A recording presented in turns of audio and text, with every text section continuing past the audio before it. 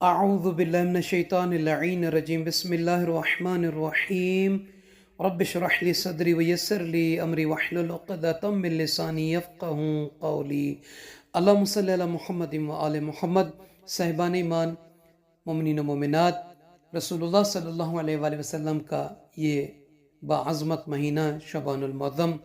اپنے آخری عشرے کے آخری ایام میں داخل ہو چکا ہے۔ اللہ تعالیٰ سے دعا کرتے ہیں کہ پروردگارہ تمام مومنین کی، تمام مومنات کی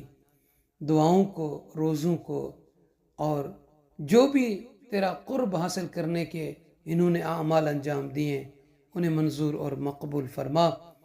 اور اس کا بہترین اجر اور ثواب دے، آمین یا رب العالمین۔ صاحبان ایمان، 26ویں شب شعبان کی نماز اور اس کی فضیلت، اور گھر میں جو شخص چاہتا ہے کہ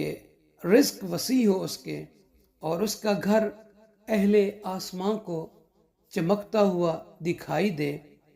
تو رسول اللہ صلی اللہ علیہ وآلہ وسلم کا ایک فرمان مبارک ہے کہ جو اس پر عمل کرے گا تو اللہ اس کے گھر میں رزق کو وسیع کر دے گا اور اہل آسمان والوں کو یعنی فرشتوں کو اس کا گھر چمکتا ہوا دکھائی دے گا۔ یہ عمل بیان کرنا ہے۔ اور دعا کے حوالے سے تو آئیے سب سے پہلے دعا، یقیناً دعا ہی تو ہے کہ جو ہمیں بچائے ہوئے رکھا ہوا ہے، بچائے ہوئے ہے، کیونکہ دعا ہی ایک عظیم ہتھیار ہے جس کے ذریعے مومن شیطان کے ساتھ جنگ کر سکتا ہے۔ اور دعا کو ہمیشہ آپ خاص نہیں کریں بلکہ دعا کو عمومیت دیں۔ کیا مطلب؟ رسول اللہ صلی اللہ علیہ وآلہ وسلم کا یہ فرمان مبارک ہے، فرماتے ہیں اذا دعا احدکم فلیئم فانہ اوجب للدعاء، فرماتے ہیں کہ جب تم میں سے کوئی دعا مانگے تو اسے چاہیے کہ اپنی دعا کو عمومیت دے، یعنی مطلب یہ ہے کہ دوسروں کو بھی دعا میں شریک کرے، شامل کرے، ان کے لیے بھی دعا مانگے، کیونکہ ایسی دعا قبولیت کے زیادہ قریب ہے۔ یعنی جب آپ دعا دوسروں کے لیے کریں گے تو اللہ تعالیٰ اس چیز کو، ائمہ معصومین علیہ السلام اس چیز کو بہت پسند فرماتے ہیں، اور خود سیرت ائمہ علیہ السلام بھی یہی ہے کہ دعا میں دوسروں کو شامل کریں۔ اور یہ جو دعا ہے یقیناً وہ شخص کامیاب اور کامران ہوتا ہے کہ جو دعا مانگتے ہوئے اہل بیت اطہار علیہ السلام کا وسیلہ اختیار کرتا ہے۔ سرکار امام محمد باقر علیہ السلام کا فرمان ملتا ہے اس دعا کے حوالے سے کہ من دعا اللہ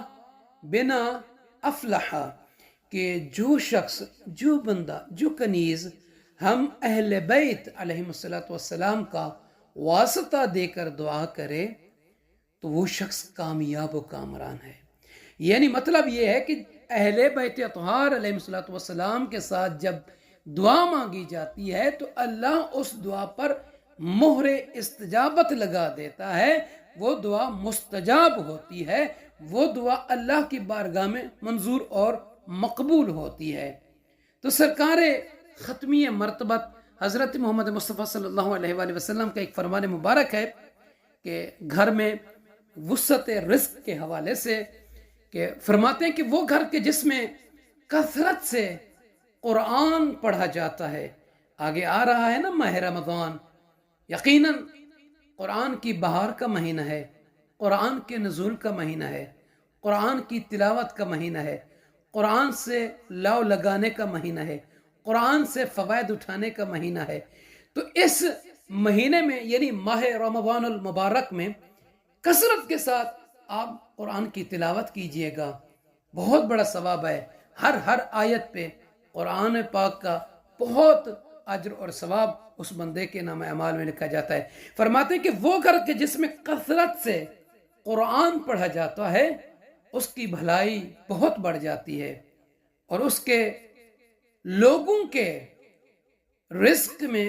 وسعت دی جاتی ہے۔ یعنی جو لوگ کثرت کے ساتھ तिलावत कलाम इलाही करते हैं, अल्लाह उनके रिस्क को वसी कर देता है और वो घर आसमां वालों के लिए इस तरह चमकता है जैसे ज़मी वालों के लिए आसमान के सितारे चमकते हैं। एक और भी हदीस मिलती है कि जिस घर में नमाज शब पढ़ी जाती है वो घर अहले आसमां को उसी तरीके से चमकता हुआ दिखाई देता है जैसे अहले ज़मी को आसमां के सितारे। तो बड़ी फजीलत है, कसरत के साथ तिलावत कीजिए। और आने वाला महीना बहार का महीना है, इबादतों की बहार का महीना है, नमाज शब भी पढ़िए, अपने घर को चमकाएं, अपने रूह को चमकाएं, अपने घर में वुसअत रिज़्क का सबब पैदा करें इन इबादत के ज़रिए। तो साहिबान ईमान, 26वीं शबे शबान की नमाज के हवाले से अल्लाह के नबी हज़रत मोहम्मद मुस्तफ़ा सल्लल्लाहु अलैहि वसल्लम का फरमान ज़ीशान है, फरमाते हैं कि जो शख्स इस शब में 10 रकत नमाज पढ़े, नियत करेंगे 2-2 करके पढ़नी है ये नमाज, और इसका वक्त नमाज मगरब से लेकर अज़ान सुबह तक है, यानी मगरब के बाद से अज़ान सुबह से पहले तक, और ये 2-2 करके पढ़नी है। 5 मरतबा पढ़ेंगे तो 10 रकत बनेगी। नियत करेंगे कि 2 रकत नमाज माह शबानुल मुअज़्ज़म की 26वीं शब की पढ़ता हूँ या पढ़ती हूँ, क़ुर्बतन इलल्लाह, अल्लाहु अकबर कहने के बाद सूरह अल-हम्द को 1 मरतबा पढ़ें, और उसके बाद आमन रसूल बिमा उन्ज़िला इलैहि मिन रब्बिही वल मुमिनून से लेकर फंसुरना अलल कौमिल काफिरीन, यानी ये 285 आयत से लेकर 286 आयत जो आयत की तिलावत करनी है 10 मरतबा, पहली रकत में अल्हम्द के बाद और दूसरी रकत में अल्हम्द के बाद आमन रसूल बिमा उन्ज़िला इलैहि को 10-10 मरतबा पढ़ना है। जो भी बंदा, जो कनीज़ इस शब में इस तरीके से ये नमाज पढ़ेगा, सरकार ख़त्मी मरतबा सल्लल्लाहु अलैहि वसल्लम फरमाते हैं अल्लाह ताला उसे आफात दुनिया और आखिरत से बचाएगा, महफूज रखेगा, और अल्लाह ताला उसे 7 अनवार क़यामत के रोज़ अता फरमाएगा, यानी उन अनवार की रोशनी के साथ ये आखिरत का सफ़र करेगा, वो अनवार, वो नूर इसके साथ रहेंगे। तो साहिबान ईमान से अर्ज़ है, हमें अपनी दुआ में याद फरमाएंगे। जज़ाकल्लाह।